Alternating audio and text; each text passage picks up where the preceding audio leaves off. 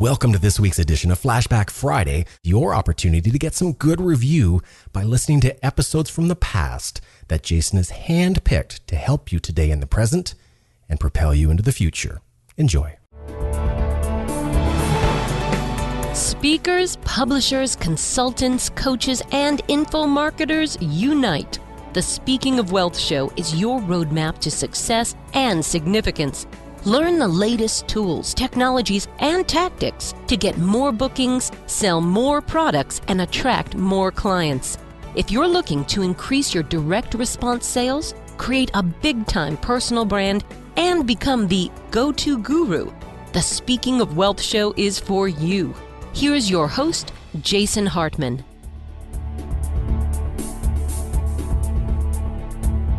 Welcome to the Speaking of Wealth Show. This is your host, Jason Hartman, where we discuss profit strategies for speakers, publishers, authors, consultants, coaches, info marketers, and just go over a whole bunch of exciting things that you can use to increase your business, to make your business more successful and more passive and more automated and more scalable. So we will be back with a great interview. Be sure to visit us at speakingofwealth.com. You can take advantage of our blog, subscribe to the RSS feed, and many other resources for free at speakingofwealth.com. And we will be back with a great interview for you in less than 60 seconds. Here's your chance to catch up on all of those Creating Wealth shows that you've missed. There's a 3-book set with shows 1 through 60, all digital download. You save $94 by buying this 3-book set. Go ahead and get these advanced strategies for wealth creation. For more details, go to jasonhartman.com. It's my pleasure to welcome Donald Katz. He is the founder and CEO of a company you have probably heard of, and one that I use a lot and love very much, and that is Audible.com, founded back in 1995. So we're going to hear a great story. Don, welcome. How are you? I'm great. Great to be here. Good. Well, it's good to have you. And you're coming to us from Newark, New Jersey. Is that correct? It is. The world headquarters of Audible is here in Newark, and boy, we have about 11 different global centers, not in Newark at this point. Fantastic. Well, 1995, audiobooks online.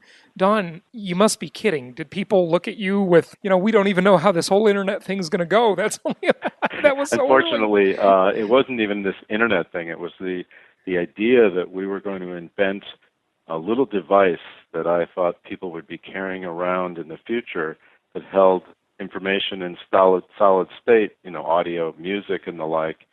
That seemed crazy to people. The idea that you could distribute this stuff digitally, the idea that people would use their credit cards online was novel at that point. So people forget how primitive the thinking was back then and how sort of revolutionary this idea was. But I will say that for the first 4 to 5 years after we launched the first digital audio player and the first audio service, people were still asking what the heck we were talking about.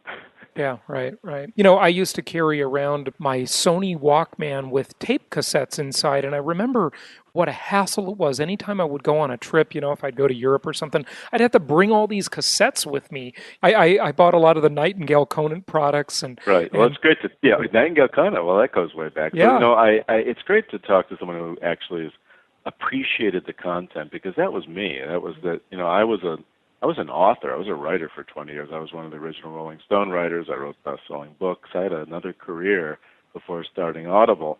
And as part of that, I had become aware of how compelling the listening experience, the vernacular experience, the oral tradition of how Americans spoke. And I loved this stuff. And I used to jog with belly packs full of these cassettes, which you may remember if you drove around. They would freeze in the winter. They'd melt in the summer.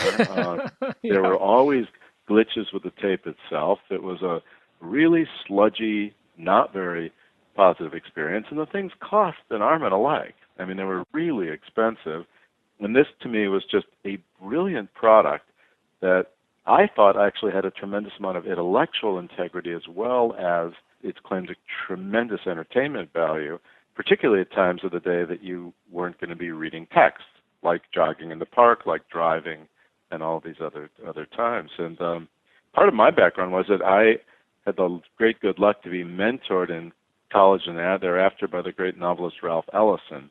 And he was a huge part of my life. And Ralph was a huge student of how American literature was a phenomena that was based on our oral and vernacular tradition, our storytelling, our bragging, our selling, our Americanness.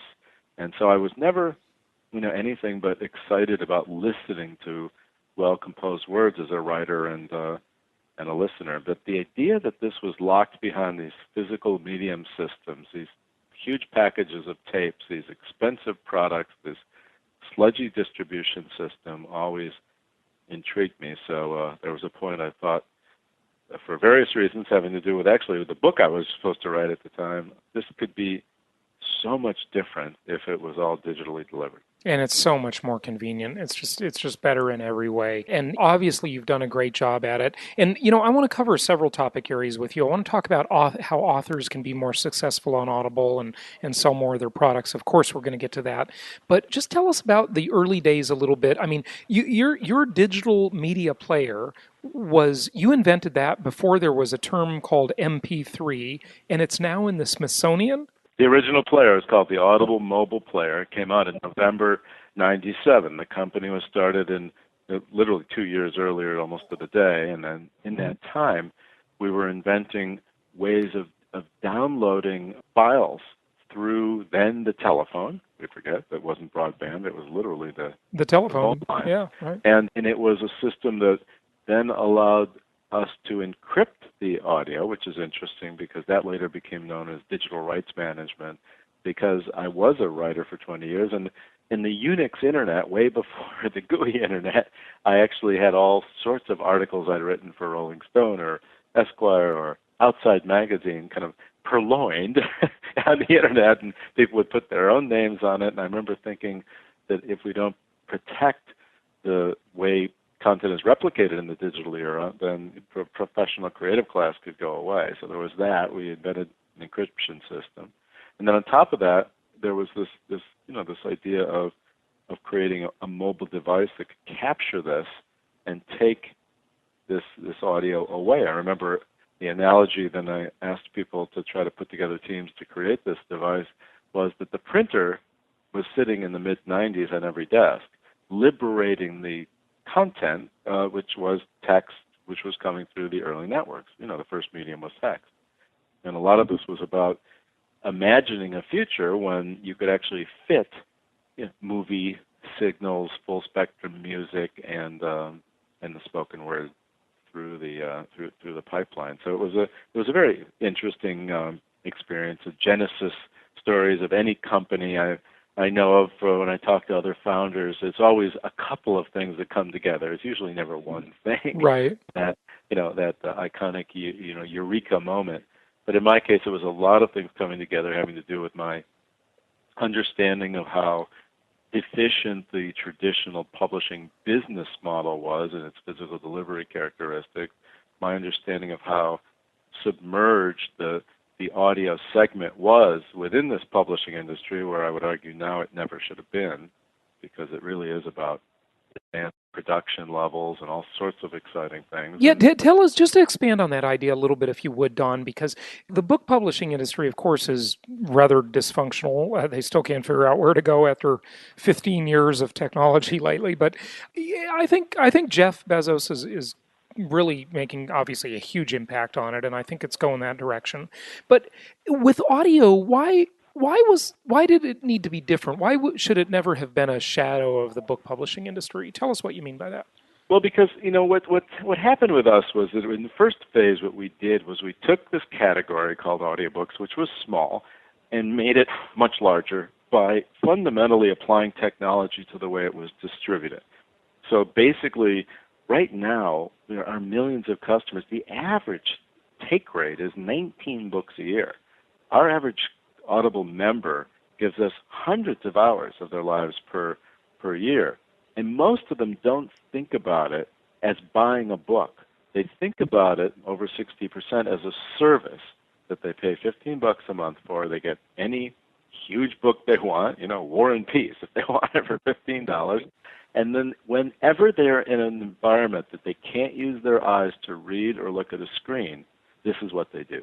And that's a testament to the distributive innovations that have allowed us to load up a smartphone that can hold like 600 audiobooks in such a seamless way that people just think of it as more like HBO. It's just something that's in their life, and that's a testament to the incredible work of making this seamless and making it easy and directly connecting to the creative property to the consumer versus all of the intermediation of a bookstore and things like that. That was it. And the second phase, though, just to answer your question, though, was that there was a point where we realized these works are performances. They are literally, even if they're informational or educational, as so much of our stuff is, versus just the great storytelling, it's really about the quality of the aesthetic experience of how these things are interpreted. And I remember going to our editorial folks a couple of years ago saying, look, movies are based on text, and television is based on text, theater is based on text, but the critical vocabulary, how you talk about them, is mostly about the performance of the text. The text is a subset. And because this is written as part of the book industry, we just cut and paste the flapjacket copy from a book. And we shouldn't be describing things that way. We should be aspiring to make these things lasting, refracted performances based on the text. So that led to us really getting into the quality of the performance and eventually hiring the greatest actors in the world to do this at an incredibly high level. I don't know if people know this, but you could have Nicole Kidman or Dustin Hoffman or Kate Winslet or Colin Firth, reading to you while you're driving to work at levels that are just absolutely transcending the text itself. So, and we created platforms for making more audiobooks online. I think we can talk about if you like, and other things. But basically, we went into this concept of repositioning the audio experience as transcendent entertainment and learning opportunities, and all of this during those hundreds of millions of hours per week that Americans can't use their eyes to look at a screen. So Audible's, substantial success was kind of based on the application of technology to something that, was efficient, and then the application of creative input and escalating the quality of the content. Mm-hmm. Yeah, that's very interesting. I remember when I discovered my first audiobook at age 17, I was in Walden Books in Cerritos Mall in California, and I picked up a copy of Zig Ziglar's See You at the Top as a single cassette tape. And from then, my love for audiobooks my car has always been a rolling university ever since then. And it's really interesting what you say, because I got really into Earl Nightingale at a pretty young age, and he used to talk about how the spoken word carries so much more emotion and inference, especially when the author's reading it themselves, or a famous actor, narrator as well. But because I'll tell you something, we have actually done a substantially academic neurocognitive research into the character of listening versus reading. And it turns out that basically the comprehension capacities of remembering for both reading and listening are the same. There's no real difference, and all this stuff about a textual and an auditory learner, it kind of comes out the same. But the emotive lobes of the brain are lit up like fireworks in listening versus textual. There's ways of actually just measuring fMRIs of the brain. Right, yeah, sure. and we're trying to decide what else to do with this, but I think it does lead to this addiction we see in our customers, that literally they start to do this, and then there's all this funny stuff among different online communities, like who changed their job to be farther away so they could listen to more. Right. What's the longest you've spent in the parking lot waiting for a chapter to end? Yeah, I actually look for reasons to drive, Don. I must be honest with you, just so I can listen to audiobooks. That's very true. funny. Yeah, I've heard about the soccer mom phenomenon of our customers is like how many extra trips did you make to the store just because you had to get back to the book. Soon Al Gore is going to have a fit about the carbon footprint. But, yeah. Oh, gosh. Very interesting. Well, what was one of the biggest struggles that you overcame that early, in the early days, maybe the first 5 years of Audible? Well, the first 5 years were definitely a struggle, partly because the concept was just so early that, we were out there with a digital audio player 4.5 years before the iPod. And in that period, the most internet companies, which again we have pretty short economic memory as a society here in the United States, but the reality is there were something on the order of 1,600 public internet companies, and only about 1,200 of them existed when the dust settled between the devastations of the spring of the year 2000 and the beginning of 2003. So you ended up with just a tremendous decimation, and we were one of the surviving companies for a lot of different reasons. But still, the idea of being that early, put a lot of stress and strain. I'll tell you a funny story. So we went public in 1999 with just about every good company that wanted to step up from the competition in those days, because it was a very strange time of cheap capital and probably companies inappropriately going public, but that was the trend.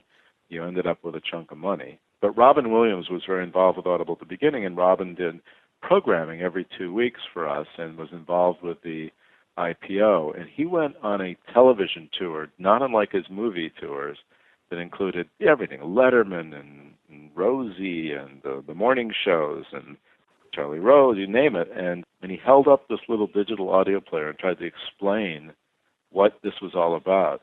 And it literally was like something from a Saturday Night Live spoof. People did no idea what he was talking about. Right. This was in the early 2000s. And it was just sort of one of those things where we were just early with the vision, but right. And then the reality is, in the beginning of 2002, when all was kind of lost and, our stock was down massively along with every other internet companies, and it started to change because I got a call from Steve Jobs, who wanted to tell me that he admired what we'd built and wanted to talk about some secret projects that he had. And people forget this, but the second generation iPod did only two things, which was only a few months after the first one. It was for ripping your music collection from your CD collection. Right. Because there was no iTunes for another 16, 18 months. And it was for being commercially compatible with Audible.com. And from that point, life got a lot better. I'll never forget Steve telling me that he was going to spend $15 million marketing this little thing he was going to call the iPod. And I remember in those startup days thinking, $1 million. Of course, we spend that in not very many days or weeks. Right. Marketing our product now. Sure. But at that point, that's where we were. And of course, we were inside these devices that began to be incredibly popular.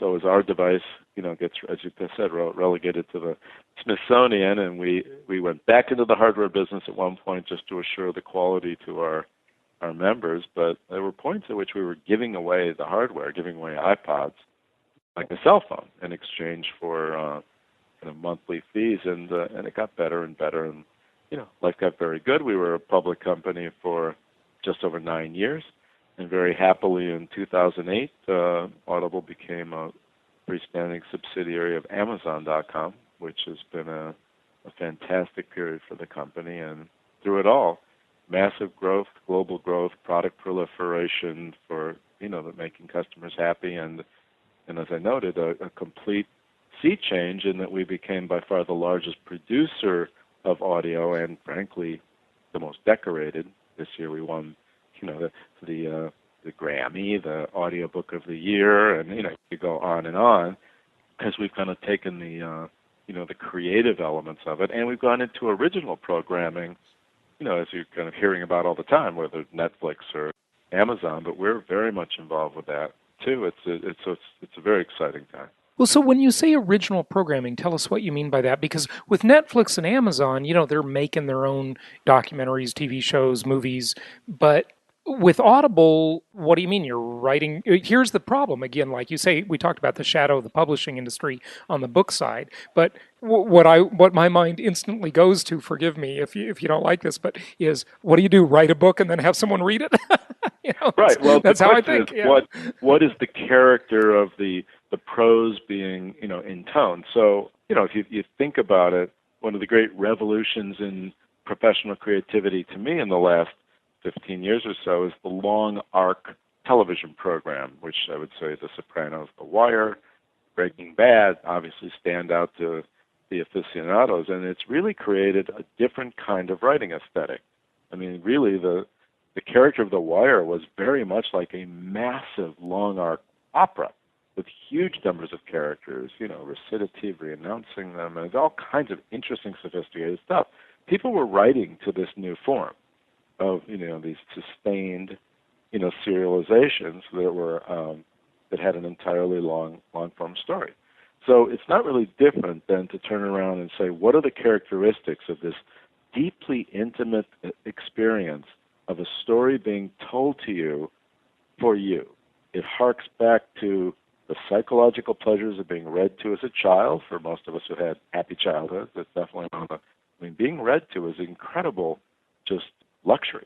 It's a very pleasurable thing, and then you take this intimacy that usually it's just for you. Either there's earbuds in your ear or you're in your car alone. It's only something in the order of 100 million Americans drive to work alone, and there's not that many more that go to work. So you do have this sonic sanctum of the car, and we have all this different evidence that certain kinds of first-person storytelling is incredibly powerful, whether it's, as you pointed out with Earl Nightingale, like the guru, him or herself talking to you just for you, or like we found with the book The Help. The Help was a huge bestseller, not necessarily a literary phenomenon, but when 4 different actresses took the first-person chapter structure on, it was a transcendent experience, so much better in audio than as a read. And we began to see a lot of patterns. So then the question is, what is that kind of storytelling if you're writing to the form? Why does the book have to be part of it at all?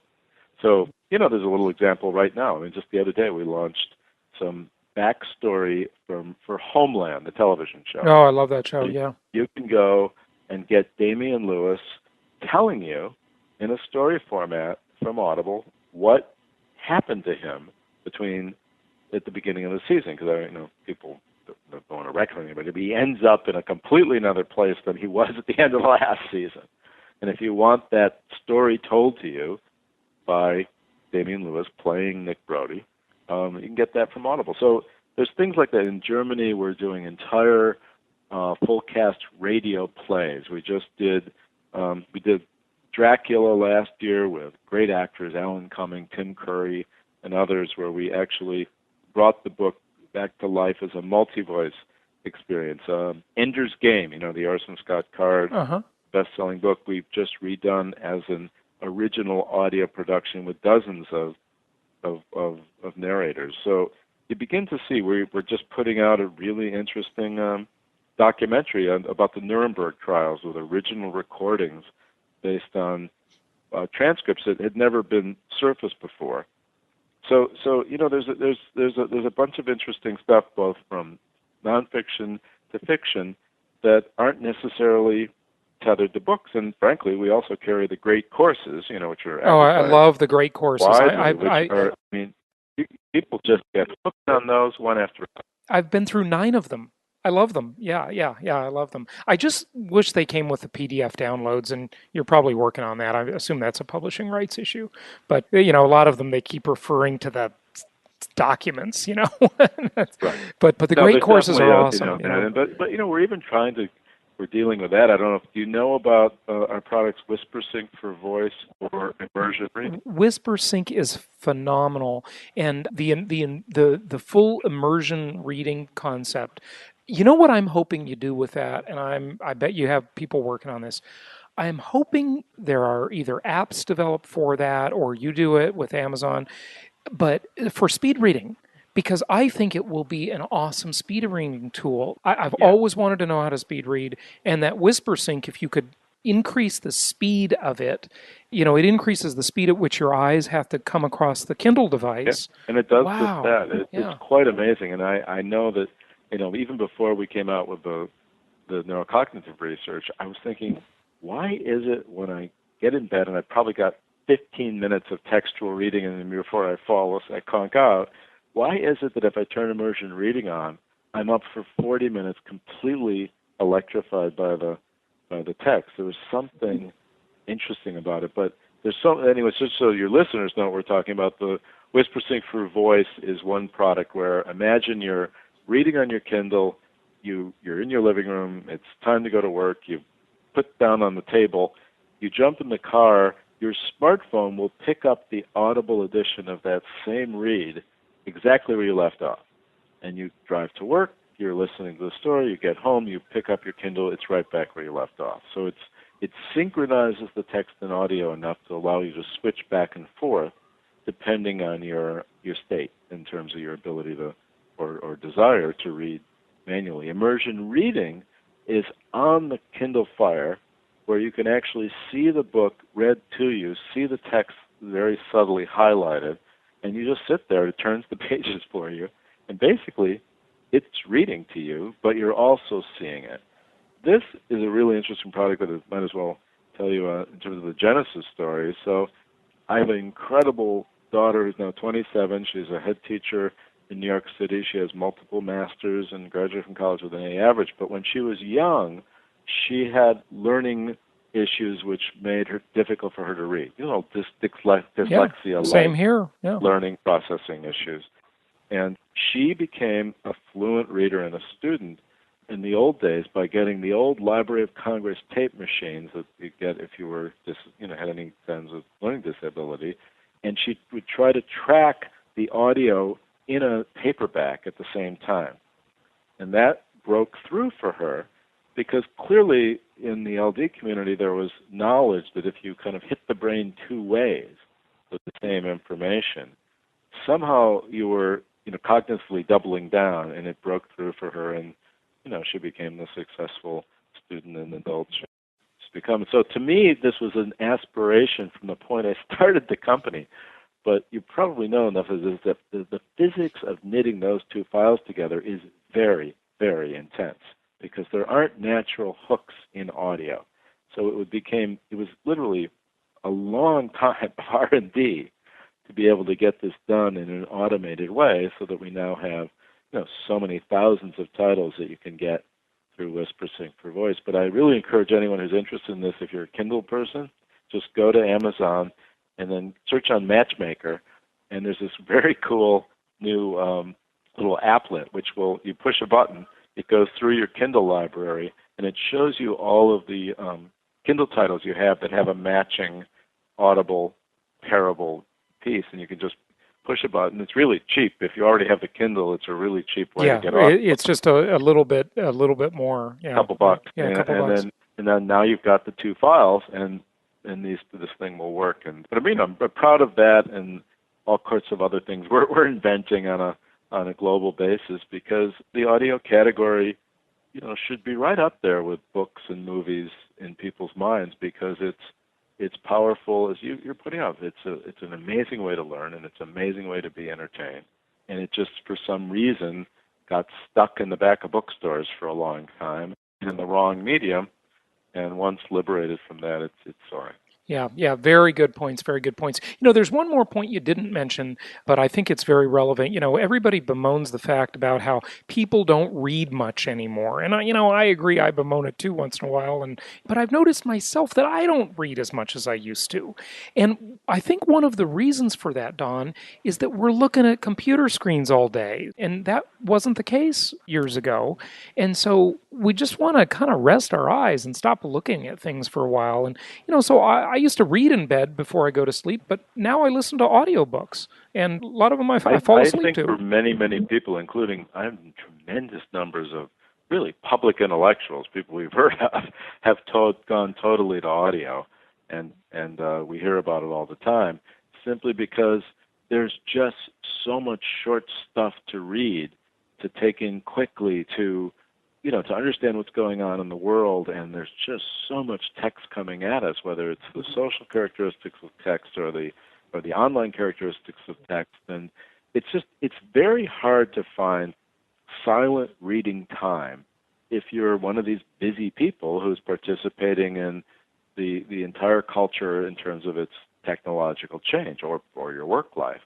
So, but most people still have some number of hours that their eyes can't be engaged with that kind of textual. Sure, yeah, and we covered them. That is what we fill up. And absolutely. It's funny, when the company started, when you start companies, one of the ways to explain why investment dollars and other people's time and passion should be invested in this idea versus others, you often take a problem in an existing business and have a solution. So that would have been one way to do it. Like, you've got this distribution problems galore and pricing problems and packaging costs in the traditional audiobook business. But I didn't actually go there as much as I went to the fact that at that point in 1995, when I was getting this thing going, 93 million Americans drove to work alone and spent, I forget what it was, 550 million hours in traffic. It was the Department of Transportation. So that is the opportunity here. How many of those hundreds of millions of hours will we fill with value for people who realize that they can be having a far more valuable experience than listening to the radio? Yeah, with 22 minutes of commercials for every hour, you only get 38 minutes of content. It's crazy. And then it was interesting, because I remember people being boggled by the idea that 93 of 100 million were actually alone. And then, of course, all I would do is say, have you been to a city with an HOV lane lately? Because they're usually empty. Yeah, sure. Exactly. That doesn't work so well. Well, Don, before you go, I would be remiss if we didn't ask your advice on how people can be successful publishers. I don't necessarily even want to say authors, because of the separation concept from the book industry, but how people who are publishing audio content can be more successful on Audible. I mean, Audible, just like Amazon, is a platform. You can sell your products there. What advice do you have for people who want to sell more on Audible? No, it's a really good question. And look, I think most people who are doing well with us, which is just about everybody who gets how digital is completely the future of this, and that physical is just waning, and that, it's just going to be about these kinds of digital experiences. They really see themselves as producers, not publishers. And I think that in and of itself focuses on, you're producing great content, make it good, and then you're dishing it off to us, and we take over, and we still are the supplier of all the audiobooks to iTunes, as well as Amazon, as well as Audible. So, you have a tremendous opportunity that, we'll do all the investment in the technology, everything. Just make more great content. And let me just go back to that. More is what we need. Because what has happened over the years is the physical legacy was so inefficient. It cost so much to make an audiobook, cost so much to press all those tapes we're talking about. I mean, you remember some of those tapes. Sometimes there were 35 cassette tapes. Oh, sure. Yeah, it was crazy. Yeah, they sold it by the pound. You can imagine what that cost. Yeah. This is all gone. So just put your money into making more audio, because we have millions of people waiting for it. So that's different than publishing, in the sense of all the overhead of finding the content, finding the finding the editorial processes and the rights management and all that kind of stuff. It's just a different process, and then the key message I put out is, keep up with us. We're growing like crazy. Don't if you made 12 spiritual new age things last year, make 20 this year, and then make 30, and you will see the interface of your product in our world go up, and come to all these other countries with us and clear your global rights, and because we can sell everywhere. The world of territories is over. And it's all very exciting, but ultimately you have to stand back at some point and say that the whole digital opportunity is incredibly positive for the consumer, the listener or the reader, and it's also incredibly positive for the creator. It involves access to that consumer in a far more direct way. If there's a traditional intermediary institution that, let's call it publishing, sitting in the middle, that may be okay if that institution is able to change quickly and radically. And I'd say, unfortunately, one of the earmarks of our times, whether it's in political institutions or religious institutions or labor institutions or business institutions, is resistance to change and fear of change is just hard. And it's one of the things that probably marks our national discourse, I would say largely negatively. And it just cuts across because many, many things are calling for change right now. And here's a positive thing. The people that matter in a value chain, because let's face it, if there wasn't some writer, as I used to do, killing themselves day and night would exist, and they're primary, and so are the people paying for it. Good stuff. Well, how can an author produce or publish their content on Audible? What should they do? Well, if you are either a producer or an actor who wants to learn how to do this themselves and work around the clock, which incidentally, that breaks the acting model in a positive way. Actors traditionally don't work that much. Right. So they needed, representation that would help them get high, hourly fees and things like that. So if you want to go check something interesting out, there's something called acx.com we built, the Audiobook Creation Exchange. And that is a complete online marketplace and production facility where on one hand we have thousands and thousands of producers and actors who can make audio at home. On the other hand, any rights holder, any author whose book has not been made into audio, and there's way too many of those, can post that right, hold auditions online, and then choose a narrator, and literally they split high royalties that go up every 200 units so that you don't even have to pay each other green dollars. And when they're done and everybody's satisfied, they push a button and it immediately goes for sale at Audible, Amazon, and iTunes. Wow. So it just makes it so seamless and easy. Yeah.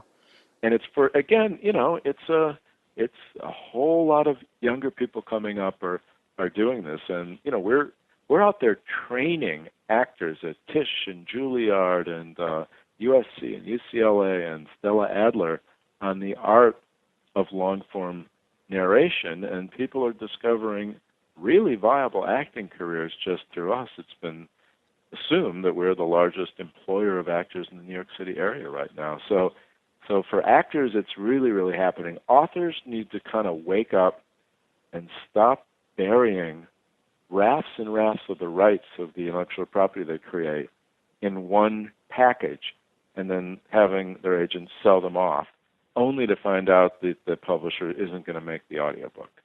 That's my message to them. Right. Be responsible. There's a new era coming. I was a writer for 20 years and a successful one, so I guess I can say this is the era of sitting above the marketplace like some Victorian gentle person and ceding your entire economic existence to two intermediaries, who are probably your friend, your publisher and your agent, is over. It just is. And if you want to be one of these new kind of indie authors, as they're probably to be called, and others, or at least demand that things are not just quickly bundled away from you, because that's how you're going to make a living. It's going to be on all these different digital rights and global rights and other things exploited. And there's a lot of models out there people who are being far more successful by focusing on forget about whether you care about making money, just about getting read, getting heard. Yeah, very good stuff. Very good stuff. Yeah, getting your message out. So it's not even always about the money. Sometimes the money is the monetization strategy is secondary to the publishing strategy, and that can work too. Good stuff. Well, Don Katz, thank you so much for joining us today. Of course, the website very obviously is audible.com. But Don, do you have a blog or another website you want to give out? No, I should. I give a you whole are lot a writer. of speeches. I'm all over the place, to be found, and I'm on TV a lot, all that kind of stuff. But I haven't had the time yet. But I'll get there. Totally understand. Well, audible.com, and thanks so much for joining us today, Don. Loved it. Thank you.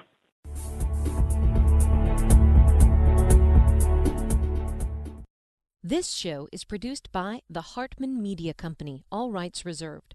For distribution or publication rights and media interviews, please visit www.hartmanmedia.com or email media@hartmanmedia.com. hartmanmedia.com.